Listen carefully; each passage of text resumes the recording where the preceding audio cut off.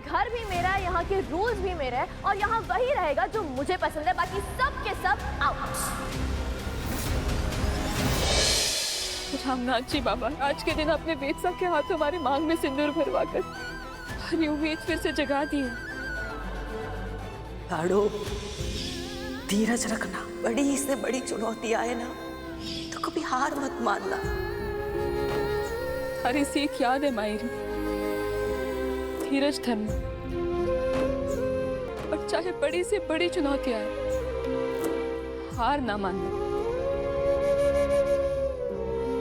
अब से मैं धीरज रखूंगी और अपने टूटे बिखरे परिवार को समेटूंगी, और जब तक सब ठीक ना हो जाता ना, मैं चुनौतियों के आगे हार ना मानूंगी। ये हमारा प्रण है, सरू वेद बिरला का प्रण। अनिका बजाज, इस घर की न्यू मालकिन। माय डियरेस्ट ओल्ड दादी, अब से इस घर में जो कुछ भी होगा वो मेरी मर्जी से होगा और मेरे परमिशन से होगा। दादी, क्या हुआ? अब हमारी डील भूल गई क्या? ओह, आई अंडरस्टैंड। वो क्या है ना, ओल्ड एज में ऐसा हो जाता है। बट डोंट वरी, मैं आपको रिमाइंड करवाती हूँ। क्या डिसाइड किया था हमने कि अगर आपको आपकी असली पोती, बड़ी पोती नहीं मिलती तो सब कुछ मेरे नाम हो जाएगा। इतने टाइम से आप दोनों ने उस फ्रॉड सरू को अपनी नकली पोती बनाकर इस घर में रखा हुआ था, बट अनफॉर्चुनेटली वो प्लान तो फ्लॉप हो गया।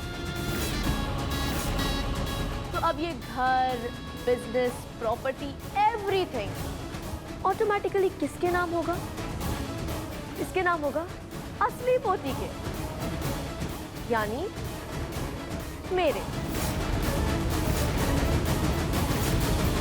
तो अब ये घर भी मेरा है, यहाँ के रूल्स भी मेरे हैं और यहाँ वही रहेगा जो मुझे पसंद है, बाकी सब के सब आउट। मालती, जल्दी से जाओ और मेरी डियरेस्ट दादी अन्नपूर्णा बजाज, मेरे पापा और दादू तीनों का सामान जल्दी से पैक करके लाओ, क्योंकि इन तीनों का इस घर से पैकअप हो गया। ये क्या बदतमीजी है? अरे हम परिवार है तुम्हारा। Oh please dad, no time for melodrama.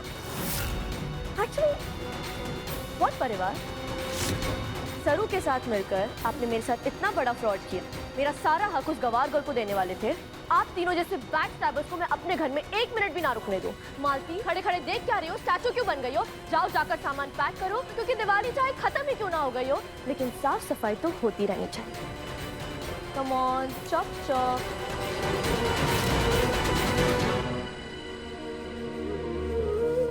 आज सासरे में हमारा पहला दिन है और गोवर्धन पूजा भी है।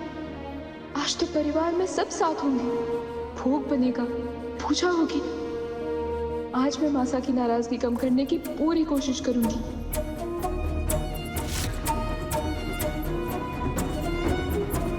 आज तो पूजा का दिन है, फिर भी घर में इतना सन्नाटा। अब सब क्या लगता है आपको, मॉम की तबीयत ठीक तो है ना?